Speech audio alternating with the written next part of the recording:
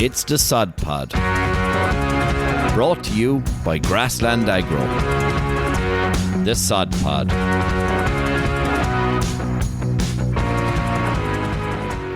Hello, and welcome to the Sod Pod. It's episode 3 of season 4. We have the usual suspects back. Before we really get stuck in, I think, Ed, you wanted to say a few words. Did I? I think you did. But what? Anything going on in your life, Edward? No, really. Look, I suppose this will be my final Sod Pod. So I suppose I haven't been involved with it that long, really. I just have. I've been involved maybe the last year a little with it there, but unfortunately now I'm leaving the team, Jim. Very sad about it now. Spent a few evenings there crying over the last week there or two. Yeah, we all did. We all did. That's what you told me, Stephen. But look, leaving the team in good hands now, in fairness. So between the four colleagues I have beside me and yourself now, the podcast is going to be in a good place now going forward, I think, and sure, look, you never know, might end up coming back at some stage, Jim. Guest appearance every now and again. not quite the housewife's favourite, but sure, look, we'll maybe be back at some point. I'm sure you will. Yeah. And Edward, look, 5 years of Grassland Agro. Yeah, 5.5 long years. No, I'm joking. It's been a pleasure now, in fairness. I learned a lot over my time here. Got to meet some great people. It's probably one of the best things about the company, Jim, and that you're dealing with some fantastic colleagues now. There's huge amount of support. Great community within the company, and there's great support within the wider company, I suppose, as well. So great place to work, Jim, and I've thoroughly enjoyed my time here. We've enjoyed your time too, Ed. In fairness, on behalf of the lads and myself, a model employee, model character. Thanks very much. Get a new haircut for the new job, right? Yeah, I knew that was going to come up at some point. 2 inches after you cut off that fringe. But other than that, Ed, we bad need of a haircut at the moment. And Edward, you're going to Tirlan. Good friend and partner of ours. Yeah, good friend and partner. So look, I won't be gone too far. I suppose we'll still be dealing day in, day out, I've no doubt anyway. So I'll be. Look, the ag industry is small. And no matter where you go, you're bumping into people that you used to work with, or you went to college with, or you've come across in some walk of life there. So, I'm looking forward to a new challenge, I suppose. New challenge, yeah. So, but look, this podcast is not about me, Jim, unfortunately. It's about time you said that. The lads were only saying to me last week, he's taking them all over. I'm lethal that way, alright, Jim. Right ahead, get out, we've enough of you. No, sound as a bit. Right, lads, we better actually get going properly. So, Peter, you wanted to throw the ball in first there. Correct fertiliser for your system? Silage crops. Yeah, sure, look, I suppose that's probably the job now that's on a lot of people's minds. I suppose when it comes to silage crops, in fairness, this year was a very good grazing scenario in terms of getting that older grass nipped off. Mm-hmm. And probably, it doesn't always happen with weather and one thing or another. I suppose, look at the first thing I suppose we're always going to look at is to come back and see what your allowance is. I know we've run through that in many podcasts, we're not going to get into the details of it, but that's the starting point. And I suppose it's just about knowing, I suppose, much units, to be it nitrogen, phosphorus, that we can play with throughout the year. Yeah. So look, on a typical 5 tonne dry matter crop, you're always going to be looking at maybe around that 125 kilos, 100 units an acre. Obviously, if you're getting slurry on, which over the last week and a half we've seen a lot of that happening, you can discard, say, the nitrogen component of that. So you're typically in a 2,000 gallon acre per acre scenario. That's with 18 units, through low emission slurry spreading, which can be discarded. Mm-hmm. I suppose also with that, it's also important to factor in, I suppose, your planned cutting date in the whole system. If you're looking to take a 3 or 4 cut system, obviously you don't want to oversupply the nitrogen and then ultimately delay your first cutting date, and subsequently then at the back end of the year you're battling with weather challenges and trying to get crops cut and whatnot. And even I would say a lot of the work there that the Grassland Agro guys have been doing on the soil sustainability programme over the last number of years, we've been looking at doing cutting ways, which is basically measuring to see what offtakes of crops are coming on the first cut silage. And and last year alone, there was maybe I think 1,200 cutting weights done for first cut. They're averaging 6.4 tons of dry matter. So they're significantly over probably the projection or the ballpark figure we're always working off, and it's just I suppose to be aware of what that's actually doing then in terms of the nutrient demand on the soil. That you're adequately addressing that and replacing it. And then obviously when it comes back to your allowances that you're placing where it needs to go. Like on the phosphorus, that's a big one. That's going to be probably like based on that 6.4 tonne, and then you throw a second cut into it on a minimum basis. That's what the majority probably of Healy stock farms are doing. If not a 3-cut system, you're going to probably you will struggle to meet your from a chemical point of view in terms of meeting them off takes. So it's back to the point about strategic management of slurry again, and I suppose just knowing then based off your soil results what's needed as well, and any building requirements that maybe need to be done for indexes. Ed, do you want to add anything else on that? Yeah, look, they're all really valid points now, in fairness. I suppose just on the slurry end of things, like it's really important that we're actually targeting that really high quality slurry back towards that silage ground. I suppose if we think about it, when we're grazing animals, we're recycling an awful amount of nutrients because their dung and their urine is going back onto paddocks.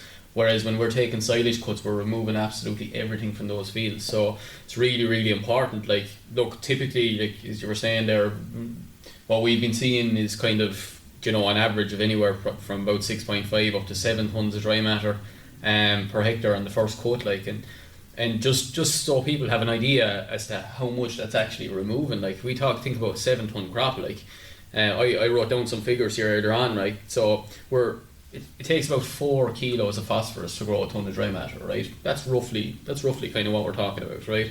So 4 sevens is 28, right? Or that's the equivalent of 22 units of phosphorus an acre, right? And we think about what our phosphorus is doing all the energy metabolism in the plant.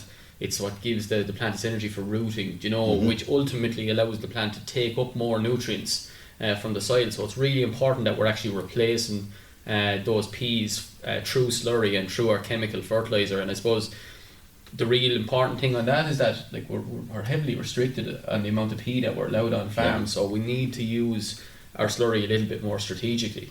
But then the K is often something that's people are terrified of applying a lot of, because look, we have seen in the past there that if you over apply it in a short space of time, you can get issues with luxury uptake. Then your K comes back in the silage, you end up calving down cows with milk fever, etc., etc. So that's something you have to be very careful of, and that's why slurry is vital in the system, right? So just a little bit of advice, I suppose, on that. Like, we think about it, our 7 tonne crop, right, it's 25 kilos of K per tonne of dry matter, right?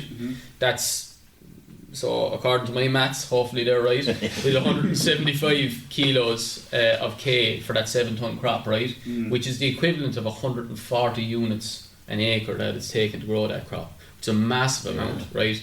So look, we can't go now at this point, we're the beginning of April now, we can't go at this point with 140 units K.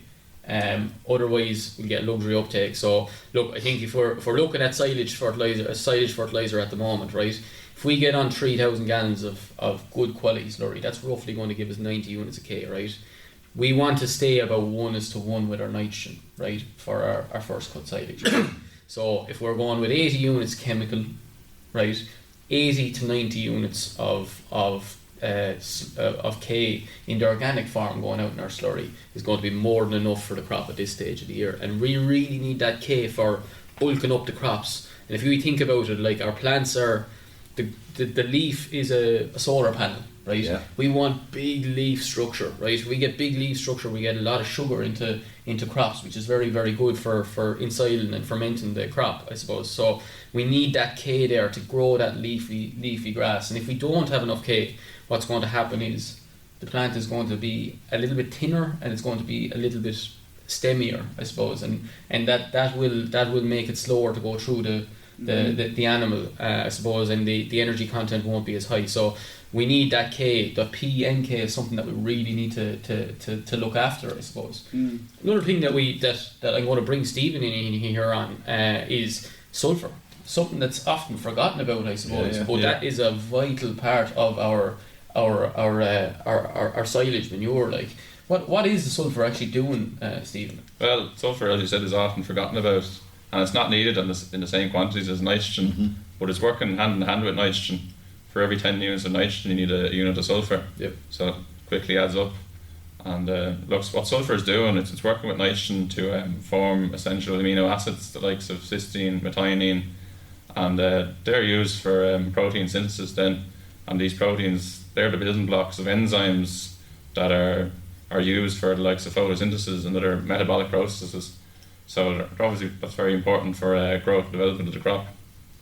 And look, we're getting sulphur sources a little bit through manures and slurries, but they're not hugely available, they're only slowly available, so they need to be supplemented with chemical fertiliser as well. They are important to be supplemented as well because a lot of agriculture in Ireland is on light free draining soils. Sulphur is very easily leached, and it just needs to be topped up. There's not much sulphur deposition from the atmosphere anymore, and not many industrial processes. And then just the crops, and of course again I bring that into it. Sulphur is also very important for crops too, particularly brassicas.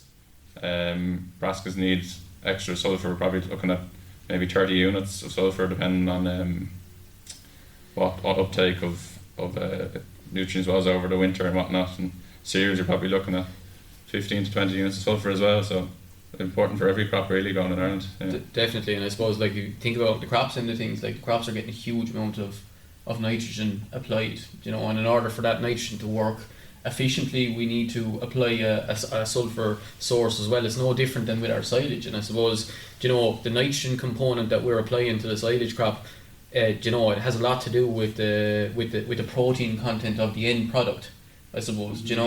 So if we don't apply sulphur to that crop, it's going to affect the protein content, right? And if we have a lower protein silage, it means that we're going to be a little bit more reliant on bought-in protein in the form of soya, or in the nuts that we're actually getting. So there is massive advantages there by applying sulphur, and it's often the forgotten, I suppose, nutrient when we're talking about fertilizer. But I suppose, like Peter, really, every farmer should be looking to source a fertilizer with sulphur when they're looking at their silage crop, really. Yeah, look, if you're going straight nitrogen and compound, the majority of the mainstream products out there are all going to have some sort of you can get them with sulphur included. I suppose like look at I know we were talking a wee bit there with the silage crops, and typically you're going with your say 20 kilos per cut per hectare. But the grazing scenario, they're typically we're putting that 20 kilos, that's the target for the year. Obviously it's kind of from now till maybe end of May into June, therefore you want to be really targeting, drip feeding it in on a couple of applications, like, so now's the time to do it, I suppose, when the growth is on the upward trajectory. So that's the way we really want it. It's ultimately about, look, you've name checked it all already, lads, getting more nitrogen into the plant, and also about the use of it within the plant, and ultimately the knock-on effect that has then on the proteins and the leaf, etc. Yeah, and look, there's I know there's an awful amount to think about when you're looking at silage crops, or you're looking at fertilising grazing ground, But I think it ultimately, the way the industry is going, it's going towards a kind of prescription based service, and I suppose soil samples are vital. If we don't take our soil samples, we don't know what way our fields are, and really the whole thing is, I know it's very straightforward to just go out and spread the one thing across every paddock, but if we want to have a consistent high quality crop coming in, whether that's on the tillage end of things or on the silage end of things, we need to kind of look at our soil samples and say, okay, this paddock might need a little bit more phosphorus than this paddock, and it might have an influence on will have an influence on the sort of crop we grow, but I think it is going that way, and I think a lot more farmers are a little bit more in tune with soil sampling and nutrient management planning, and I think that is starting to creep in on a lot of farms. Yeah, and the days of the price of soil sampling, which would have been done, that's kind of gone now, because when you talk about maybe 25 quid a sample or whatever the average rates are, that's saving so much money based on what you mentioned, where you can actually identify, I don't need K here, or I don't need P here, or whatever, but I need more of it over there, and it allows you to manage it a bit more correctly, doesn't it? I suppose on the back of that, we're going to grow more grass in areas of the farm that have the potential to grow more, but we're also going to grow better quality. Yes. If we have better quality, it's going to lead to better constituents in the milk, which is going to lead to more money coming in the gate, really, like, you know. So it does, like, paying that close a detail to what you're actually spreading does actually work out cost-wise, you know. And even those figures you're talking there with Ed, like them off-takes, it's worth mentioning that's just for the off-take of the crop. Like if you're on suboptimal indexes, in terms of index 1, index 2, where you've building to do, you know, for the likes of your phosphorus, you know, per index that's an extra 10 kilos, it needs to be added on Ed's figures. You know, with your K, it's an extra 30. So if you're at index 1, there's straight away an extra like 60 units or 60 kilos of K, there's an extra 20 to P. You know, and typically I suppose with the P, just to summarise I suppose what we went through there, phosphorus we try in springtime, that's what we want to try and front load. If we have an allowance there, use it in the springtime, and obviously Ed touched on the K and the risks it can pose I suppose at this time of year, ultimately with high K and silage. You know, any significant building qualities or quantities that's needed there, back end applications, it's a much safer time to do it, especially, you know, just with to prevent that I suppose excess K in the silage, etc. Yeah. You know? So I suppose if we're looking at options then, right, for fertiliser for silage, like, you know, what are our kind of options in terms of, you know, look, I know it depends on slurry applications, but I suppose if we're looking at, you know, straight ends with sulphur, we're looking at compounds, or we're looking at a kind of NK, like NK products, because of the restrictions on P are got massive in the last year or two. Yeah, we see them incorporated an awful lot on some of the plants for the simple reason the phosphorus allowance, the reality is on a lot of farms it's zero. It's actually in the minus figures. Yes. So obviously, you know, a straight end product is going to significantly impact your, you know, limit the K, replenishing the K reserves in the soil. So that NK product that you're saying, Ed, is one that's working out very well for farmers. Joe, it has done, and we can really see it now over the last year or so. More farmers actually, you know, I suppose because they understand the importance now of the actual what each NPK nutrient is doing, that this is the type of product they want. But even then, look at it in scenarios, there is some, you know, for maybe following up with Joe, if you are looking for just straight urea products, like there's a 38 plus 7% sulphur there. Joe, there is all different types there that can be used, you know, and even your typical commodity compounds as well can include sulphur. So look, it probably just comes back to I suppose the point of knowing what the soil samples require, the type of production system and what the crop requires, and based off that, it's fine that I suppose the product to suit, you know, that you're not going to ultimately jeopardise the yield of the crop for all the reasons you talked about, but ultimately that you're not going to run the soil into the ground, that in 2, 3, 4 years time, because of this lack of P allowance, we took shortcuts, only applying straight nitrogen, and next thing we're wondering why is the K on the floor, and you know, it's kicking the can. This could be a bad interpretation, and this is what the statement is really about. But if you've up-to-date samples, right? Yep. And you have low/no P allowance, that would imply to me that the indexes are strong on P across the farm. Yeah, that'd be a fairly look at that. That'd be a fairly. So that means I have the resource in the ground. Go on narrow now. Go on. We generally it's an indication that our P is relatively good, or there's an awful amount of, you know, not an awful amount. That's the wrong word to say. That's the wrong word to use. But there's a lot of concentrates coming in the gate. You know, so I suppose in that scenario, our slurry is going to be really vital to just replenishing those stocks, I suppose, you know. But I suppose the whole thing on that, right? You can make things as complicated as you want. Yeah. I thought mine was very simple though. No, that was that was though. I suppose a lot of what myself and Peter and Stephen are after talking about there might be news to some people. It might not be news to others. Do you know? Keep everything simple. Yes. Okay. And if anybody has any queries out there or is wondering, right, I've been struggling in this field for the last couple of years. Like what we might do is, Jim, we might send out an email address or we might link it into the podcast there. Don't be afraid to send in a query. You know, send in a question to us, and we can help look at soil sample results and pick the best fertiliser to suit your field. Really, I suppose, and that's something that we've no problem doing. Like, you know. Well, I did receive a query, and maybe that's why I'm pretending I knew what I was talking about. My simplified summary there, right? But so I don't have the allowances for P. My ground says I'm index 3, and it's actually some fields were index 4 in this query. What can I do to unlock that? So, because obviously I can use slurry to try put in a bit more P and keep things moving along. But if it's in the ground, my samples are good. What stuff could I do? I suppose we need to, obviously lime is probably the most simple one, right? So lime dictates the efficiency of everything. dictates the efficiency of what's in the ground already, right? Which is really important in that from that point of view. But it also dictates the efficiency of the organic fertilizers that we put out and the chemical. So the lime is probably the most simple one. It's probably the cheapest one to solve, right?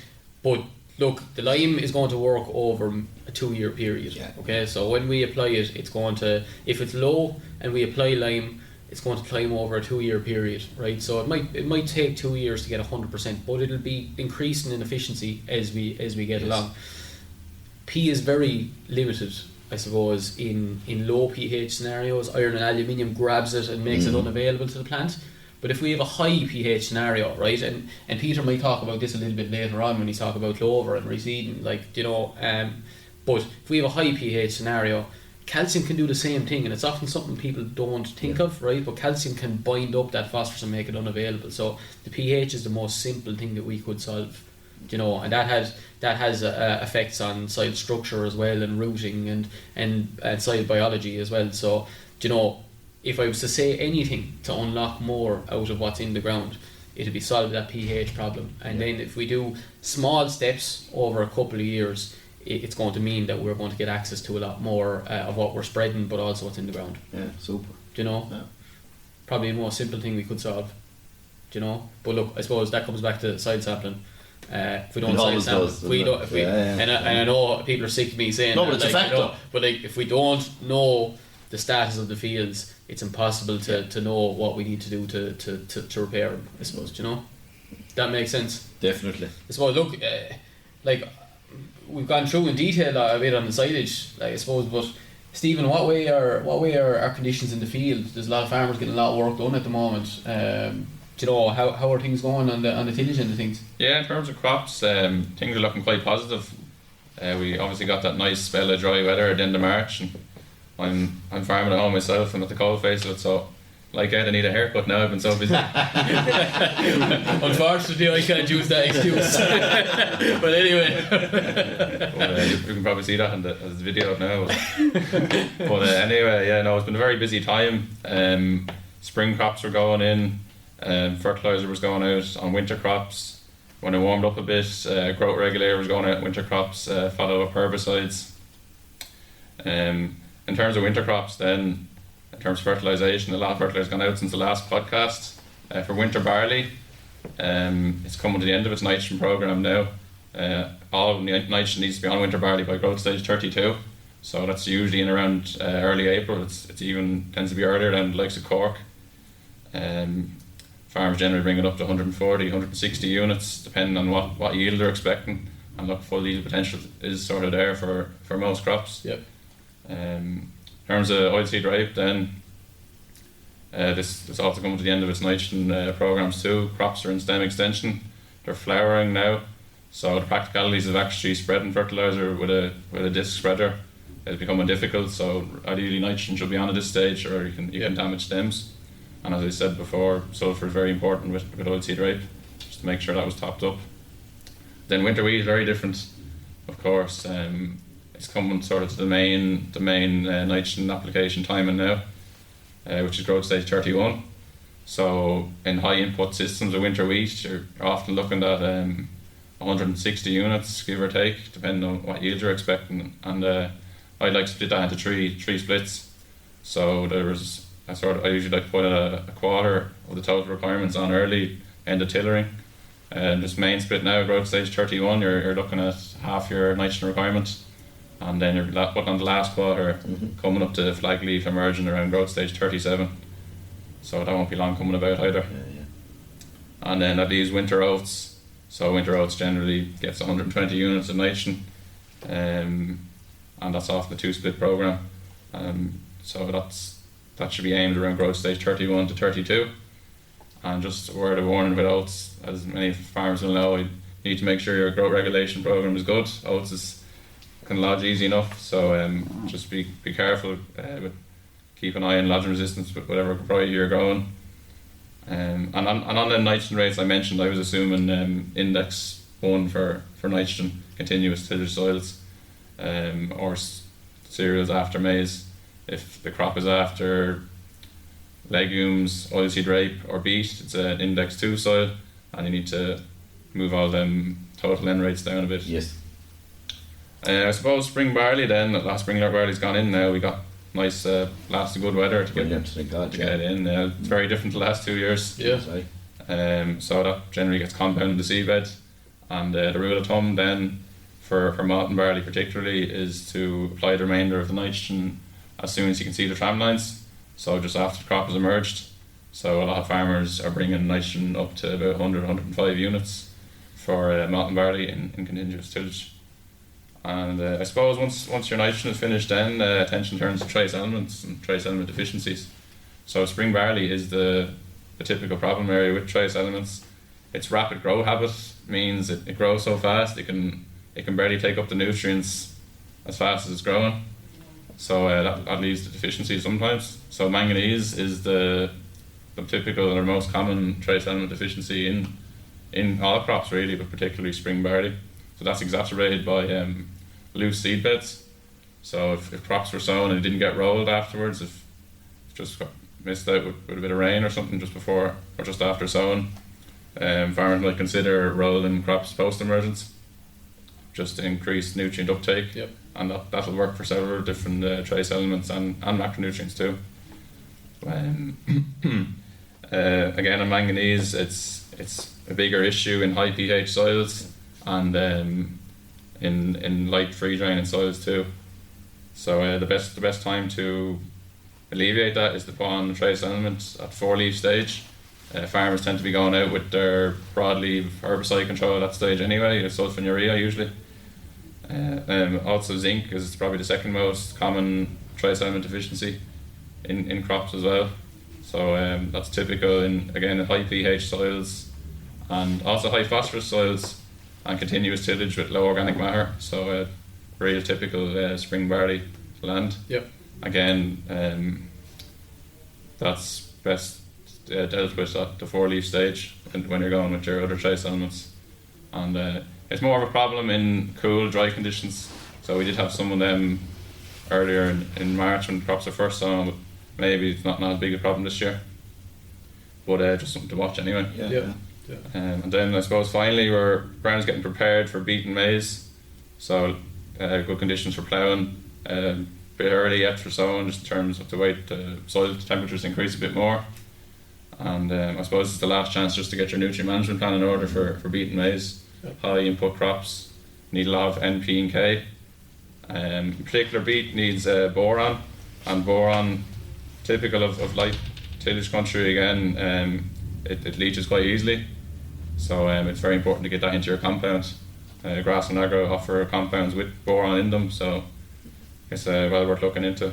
We have a 6621 plus sulfur and boron, which works quite well on beet ground, and that contains our top phos product that is quite beneficial too. It doesn't have a negative charge like your standard phosphoruses.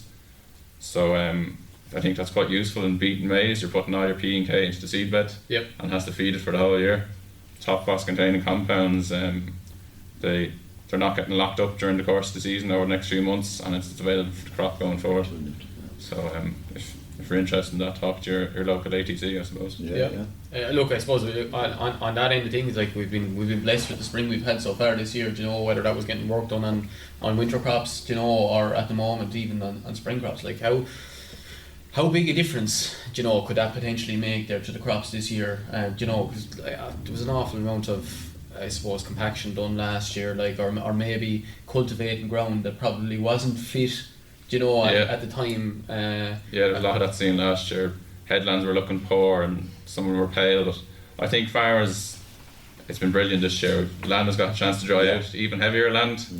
So it's brilliant to let land to dry out before you work it, because working it in poor conditions always poor effects. But I think full yield potential is there for winter and spring cereals now. So I suppose the main thing going forward is to mind these crops and protect them and give them everything they need, because the potential is there. They're worth spending a few bob on. I'd like to see a lot of farmers getting out with agronomists, not relying fully on agronomists, go out and walk crops themselves. Farmers often see them when they're spraying them anyway. But it's important not to fully rely on your agronomists. They're very busy. There tends to be a shortage of them in the industry. So if you spot problems in your crops, talk to your agronomist, whether it's grass and agro or your merchant or cooperative agronomist, and bring problems to their attention. They might spot everything. So I think that's important too, just to maximise their yields and keep observing, keep walking. I suppose, look, it's worth making the point there that's after being in an extremely busy time on the livestock end of things, but also on the tillage end of things. And there has been probably because of the weather we've had. There has been time to get work done. I suppose that there probably wasn't in previous years, but there's still people out there working extremely long hours at the moment there. So just everyone out there, just make sure you're taking breaks and stay safe, I suppose, because temptation is there to stay working. You'd often get that yourself if you're at home, just try and get through the work, but look, there seems to be plenty of time to get work done in between the weather pockets at the moment there. So just everyone stay safe out there and take your breaks. I suppose is probably an important message really there. Very much so. Yeah. I suppose, look, we have other challenges at the moment. I suppose we have had an extremely cold, I suppose, and slow period for growth at the minute there, and like Clodagh and John, it's extremely important there at the moment that we're not taking our eye off the ball and breeding. We're keeping an eye on the mineral requirements of the animals on the farm. You might just talk us through a little bit about the challenges that are there at the moment and maybe some of the solutions that we could look at on farm. I suppose there's, as Ed was just saying, there's plenty of challenges there at the moment. The weather has been nice and dry, conditions have been good for grazing.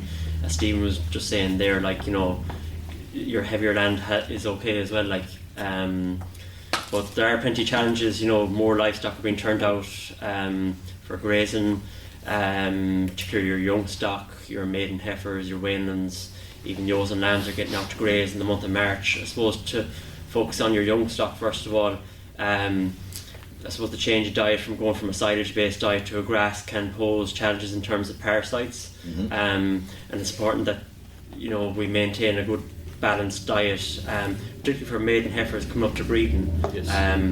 You want them thriving in the lead up to breeding, so it's a successful campaign in that regard. But I suppose what comes to mind is our Protect block. It does offer a good balanced diet. It comes packed with vitamins, sodium.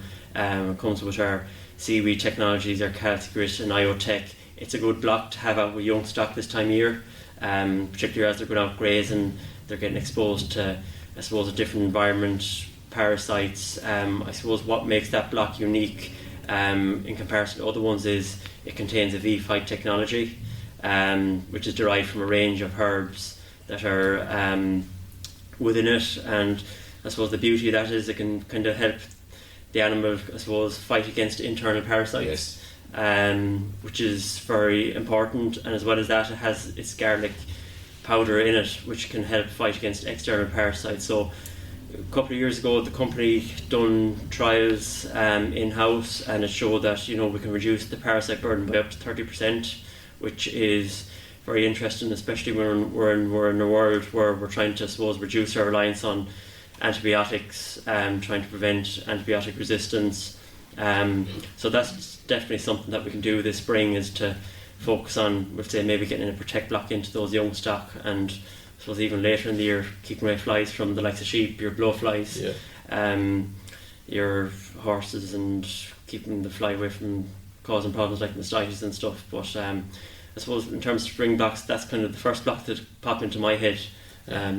Just on that, I suppose any of us that have ever carried any of those Protect or used to be the V5 block in the car, which you know all about the garlic content in it, I suppose. I had it in the car with me once or twice now, and the girlfriend didn't go near me for 3 days after. That's nothing to do with the block. Well, actually, think about it now, that's normal enough as well, no, to be fair, but no, it's strong, you know yourself when you're working with animals. When you're working with animals in a crush or in a small space, you would actually smell the garlic Oh, you off would, them. yeah, You yeah. can see why you can see even just that smell alone. Yeah. You can see why flies actually wouldn't go near animals, and that's really important, I suppose, when you're thinking about summer mastitis, you know, or you're thinking about parasites, like, you know. I know I'm making a joke about it there, but it is it's a very powerful element to that block, like, you know. Yeah, it's an interesting way that there's potential there to reduce the amount of dosing you could do on farm. Yes. You know, and that reduces, you know, I suppose the amount of times you're handling animals as well. But we were talking there a couple of weeks ago, Ed, about, you know, not, I suppose, avoiding that first round dosing when cattle are being left out of the shed. But there is potential at other stages of the year to maybe like cut back on your dosing. But as we were saying, you know, bear in mind, keep an eye on your fecal egg counts and, you know, go off that, because, you know, it's important too. Yeah, I suppose measuring is the whole thing. You know, if you don't measure, we don't know, and we're going towards a time where, you know, we're going to be a little bit more restricted in the amount of dosing that we can do. You know, it's going to be a prescription based service as well. So I suppose measuring fecal egg counts they're not mad expensive, like, you know. So it's worthwhile. You get a great peace of mind when you see the results after. Exactly. Definitely. It's worthwhile doing every 6 weeks or so, you know, during that summer period, and just keeping on top of what we're actually, what sort of dosing we're doing. But look, I suppose alternatives are on the market there to help reduce burden, you know, of parasites as well there, and they are working, like. And just to find out more on that CTA Protect, it's our self-regulation mineral block, go in and ask your local co-op or merchant about it, contact the Grass and Agro team or hit the website. Super product. Yeah, exactly. I suppose, Clodagh, what other challenges are out there at the minute, and what should we be looking at? I suppose another popular block that's being sold at the moment is the Lunio Vital Fast block. I want you to say that a second time, because I'm still only getting the hang of the 3 words in now. We used to just call that the fast block, you know? The Lunio Vital Fast block. Exactly. So it's fairly popular now at the moment. Like, even on the last podcast we talked about post-calving minerals. We talked about the calcium, the phosphorus and the magnesium. So the fast block is very important, and it covers a lot of those different areas. So I suppose John talked a little bit about the specificities in it, that it's sodium based and it has your calcified seaweed and your brown seaweed in it as well, which has a lot of highly available calcium and magnesium in it, which is important to prevent the likes of your milk fever and your grass tetany. And the brown seaweed then is rich in the likes of your protein and your energy as well going forward. So I suppose, look, with the fast block, it's very topical at the moment. It's setting the animal up for production. It supports production. It's setting the animal up for the breeding season, and it's also helping the cow to recover after that calving period as well. So I suppose the 2 main minerals within that vital fast block would be your phosphorus and your calcium. So there's 9% phosphorus in it. Your phosphorus is very important for your energy, your fertility and your recovery. So just in terms of your energy, like post-calving, cows can often go into what's called negative energy balance, where I suppose the amount of energy that the cow is using up is exceeding the energy coming into the cow. And this energy is so important at this stage of the year because, you know, I suppose calving season started on a lot of farms 2 months ago now, so cows are coming closer and closer to that peak milk yield now, and, you know, breeding isn't too far away as well, so we need to make sure they have enough energy to put back into themselves to get those high milk yields and high milk solids. And even, you know, not just on a dairy scenario as well, it's important in your beef system too, so that they can convert that feed into energy for weight gain as well. 100%. So I suppose just in terms of your fertility then, phosphorus is very important for, you know, supplying progesterone within the cow as well, which is very important to bring the cow back cycling after calving. So I suppose on the last podcast we would have talked a little bit about, you know, the costs associated with fertility issues. So, you know, there is big costs there when you think about, you know, cows going down with milk fever or having retained placenta or even delayed heats. You know, there's all massive costs hidden behind them between your vet bills, you know, delayed calving dates, things like that. So, you know, the phosphorus is very important to supplement into the diet there. And even with your recovery as well after calving. So, you know, the cow has gone through quite a stressful period from producing the calf, you know, having a changeover in their diet as well. And even, you know, that bit of phosphorus will help with muscle recovery, repairing those tissue cells and building back up those energy reserves as well. So just in terms of the calcium content in the block as well, there's 16.5% calcium. So the lads were kind of talking about it earlier, but you know, your calcium is so important to be supplemented into the diet, especially within a dairy cow in their early lactation. There's huge offtakes of, you know, calcium, and that's so important for your muscle development and your bone development, especially in your young stock as well, because they're growing. But even, you know, in a spring grass system as well, it can often be quite low in calcium but very high in the likes of your potassium. Yeah. And your potassium, if there's very high amounts of it, it blocks up magnesium. So your magnesium then is responsible for the mobilisation of your calcium. And if cows then are lacking that bit of calcium, you can experience those, you know, muscle tremors, which is your grass tetany then and things. So, you know, your bit of calcium there will definitely help that as well at this time of the year. Yeah, and look, obviously grass is slow. Soil temperatures are probably, you know, 8 to 9 degrees at the moment, and when we have those low temperatures, the phosphorus that's in the ground is not overly available. It's not until we get up to the kind of, you know, 15, 16 degrees soil temperature there that phosphorus becomes completely available. So, you know, we might be lacking a little bit in the grass at the minute, like, and then as soon as grass starts to absolutely take off, which it inevitably will at some point, you know, and we're getting up to those high growth rates of 100 a day, you know, or in some cases we're getting up to 120 a day. I've seen it in the past in a few places. The level of minerals in the ground can't actually keep up with the grass growth. Yep. So we get a lower concentration of minerals in the grass, and that's generally around the time where we're trying to cut inputs as well. Mm-hmm. We've loads of grass, so we're trying to cut the amount of meal that's going in.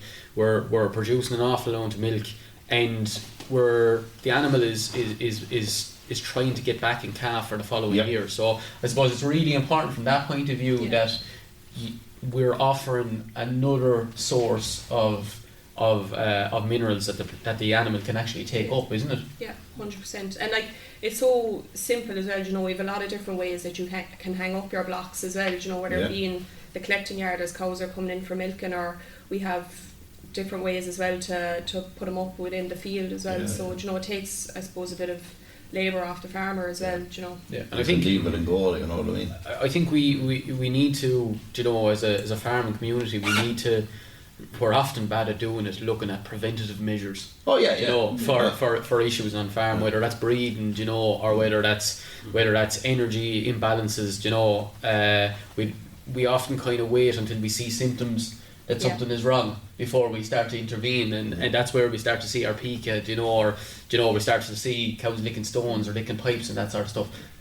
At that point, once we get to that stage, it takes about 2 weeks, you know, to kind of solve that problem, and that could be up the levels again. Like, that could be already having an impact on our breeding, you know, or on our milk yields, or our constituents. So really, really important. You know? And like, just like we've had a lot of talk about pea allowances. Yep. You know, lads that took pea holidays. You know, we've had pricing issues on fertiliser and all. The beauty of this block, right, Lunio, Vital, Foss, is it's self-regulating. Yeah.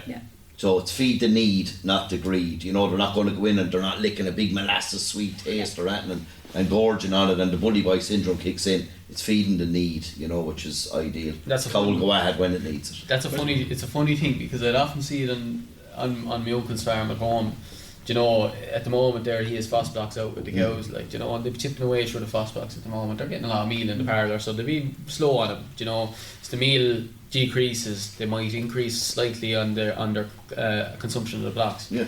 Then there'll come a point where they mightn't touch them for 2 months. Oh yeah.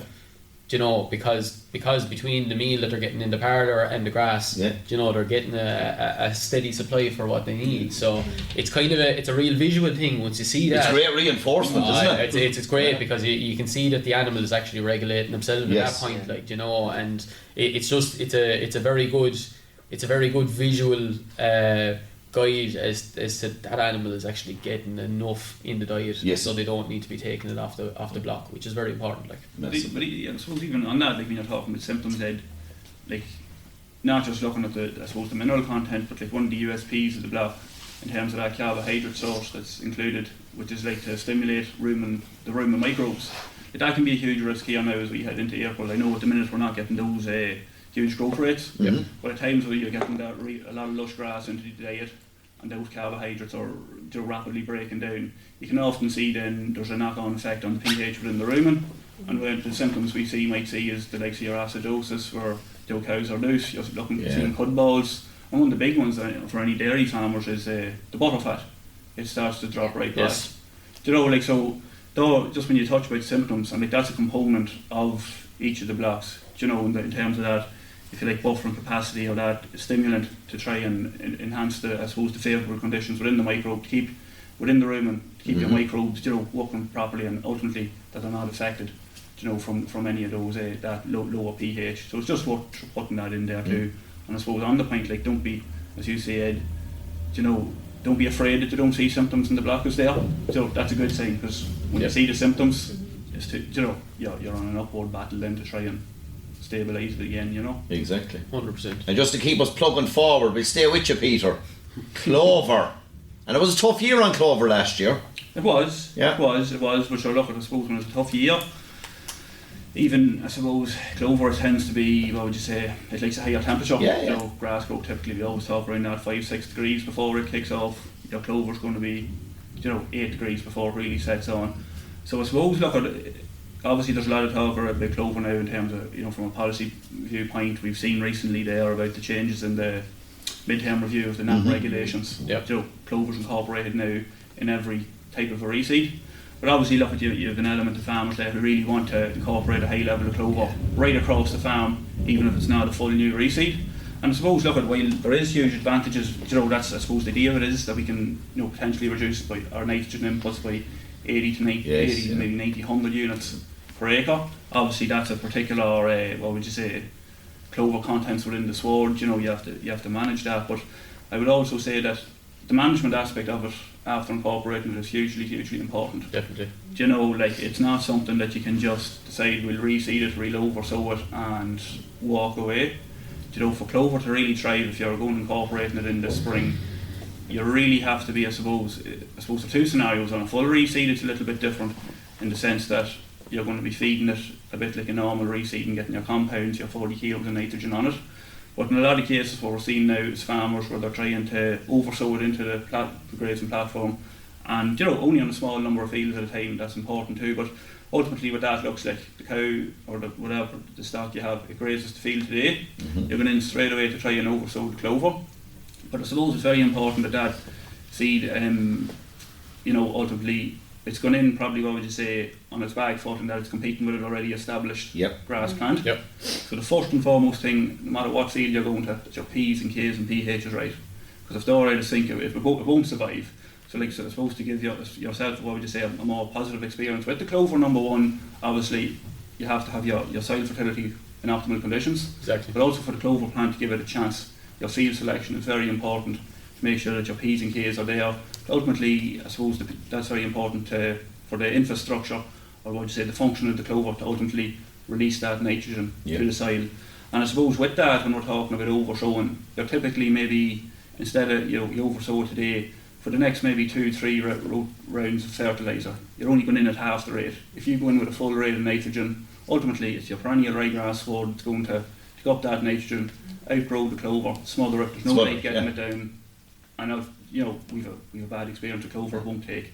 And look, there is times where, I suppose, clover will, what would you say, you can do everything right, and it will struggle, and you may need to go in and oversow again. But those are just some of the key points I would say on it. I suppose in terms of the grazing point of view on it, you're always trying to, I suppose, for the next couple of rounds, graze at a much lower cover than we're typically grazing of perennial ryegrass, which is why you probably need to adapt your management. You know, I suppose, if you are going down the clover route and incorporating it, be prepared that you have to change your management slightly to manage it. You know, if you put it in a large area of the farm, it's probably going to be difficult to manage. So you're really going back in, you know, in the first round, maybe nipping it off at that 800 to 1,000 kilos of dry matter, around 1,000, 1,100 for the next 2 rotations. And that's ultimately going back to the point that it's not getting smothered by your perennial ryegrass plant. So I suppose it's just to be aware of the, I suppose, I'm not going to say the limitations of it, but I would say that there does come an element of management around it, Yeah. and that's ultimately to, I suppose, help that the plant survives and that the farmer has a positive experience with it. Yeah. You know, that's what I would say on the clover, and even now is the time to be thinking about it. Oh, You know, definitely. it Yeah. does like moisture, and it needs to go in at a time when the temperatures are increasing. So kind of April is the time. If you're putting clover in, it has to really go in now. Maybe look at in some other parts, it might be all right into the beginning of May in later areas of the country, but now is really the time that you need to be focusing on it. And speak to your experts inside your discussion groups and all. Definitely. Lads have had the good and bad experiences. Because they piece it all together. Because most lads, when things went a bit funny, they might have followed the exact process as well, you know. And like, it didn't work out for me because I extended the grazing window a small bit, or you know, just all those little nuances that it's like, that was the problem I had, and this is how I solved it. And look, hopefully people pick up little nuggets from the likes of us here, or their local advisor in their merchant or their co-op, you know. But ultimately, you know, farmers learn the most from experience of their peers. Yes. You know, and I think discussion groups are great from that point of view, because they get exposed to a lot of different things that have been tried on farm, and they get what worked and what didn't work, and the challenges that the people have had in management and grazing. You know, so I think really talk to other farmers in your area. You know, see what the good and the bad points of different things are. You know, how can I change what he's doing or she's doing to adapt to my system, if that makes sense. But look, I think this year we should be because we were able to graze so late in the back end, we didn't carry massive covers over the winter. You know, so over hopefully should be a good year. Hopefully it'll be a good year. You know, if we get these temperatures to pick up a little bit there now, we should be. Hopefully now we should be laughing, but sure, I might be eating my words now. It can happen.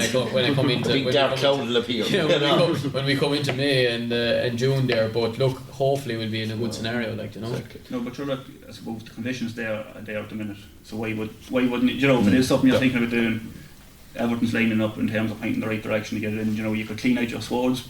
What would you say? Probably with very little damage this spring. They're open because the growth rate is not there.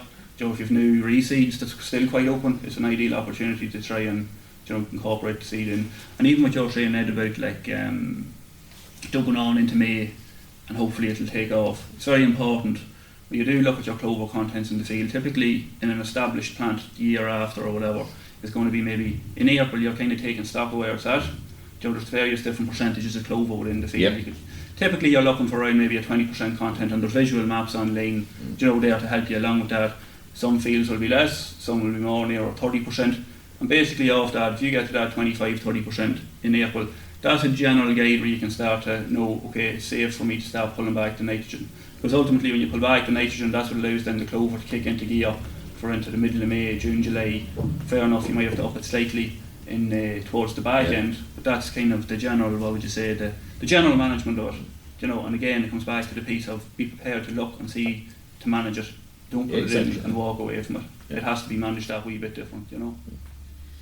I suppose, Jim, if we were to look at a couple of takeaways there, like we're after discussing a whole lot. In fairness, now I outdid myself this time now with the amount of topics that we were looking at today. Probably could have been a little bit more conservative, but I suppose if we were to look at the takeaways from today, what's your takeaway from today, Jim? I suppose the big one is Everton kept coming back to measurement for me. You know, when we thought about soil sampling, get the samples, analyse the results, and measure. It's all measurement.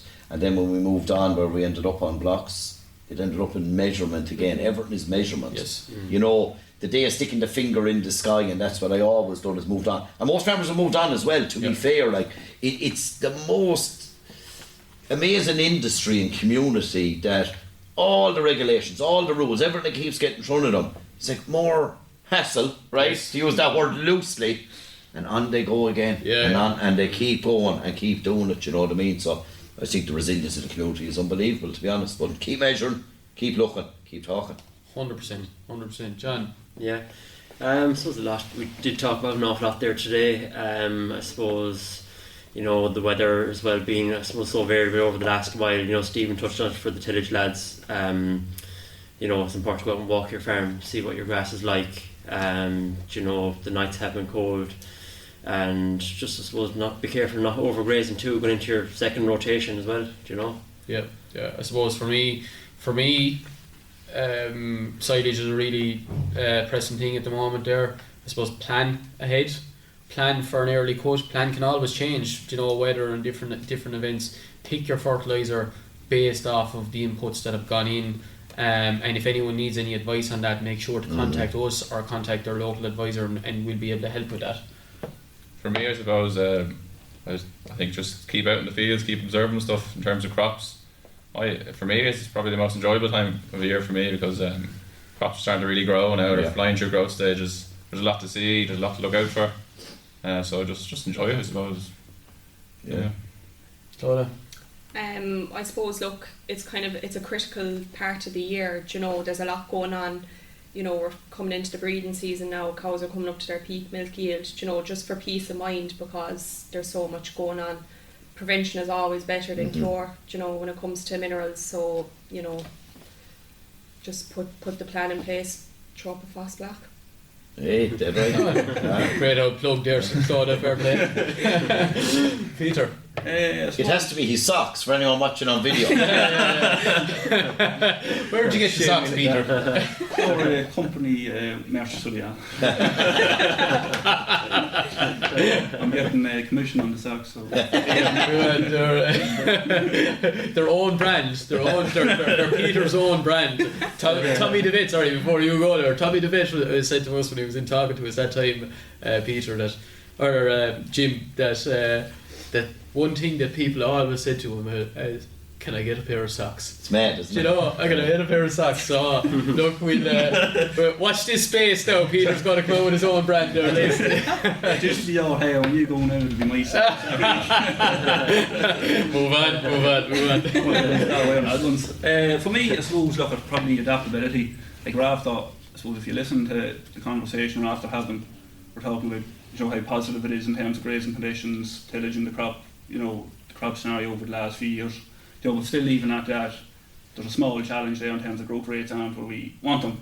You know, despite all the positive in terms of the weather and, you know, the humour is good on the ground and whatnot. So I suppose it's always just been, you know, even though everyone's lining up, you know, I'm going back to making the plan, there probably will always be some wee challenge there that we have to adapt to. You know, we're never going to get the straight, what would you say, the straight race. There's always going to be some wee hurdle there. Yep. You know, and the likes of that now, like, there's still a lot of silage in the diet, because ultimately we're trying to, what would you say, not, I suppose, jeopardise our farm covers going into the second round. So I suppose it's always just to keep that in mind. You know, and all the points and the plans we make, they're always going to have to be adaptable or flexible to something along the way. We point. Super. Lady and gentlemen, thank you so much for another great episode. Ed, one last time, it's been a pleasure, and all the best in your new venture. Thanks very much, Jim. Thanks very much. And sure, look, best of luck to all you. I no doubt you'll absolutely fly it now over the next few months. 100%. Why don't you close it out, Ed? Because I've always wanted to say this. So. Thanks, folks. Farm smart, farm safe. Hey, thanks for listening to the Sod Pod. We hope you enjoyed it. To find out more, head over to www.grasslandagro.ie or check out our social channels: Facebook, Twitter, Instagram, LinkedIn and YouTube. That's all for this episode. See you next time.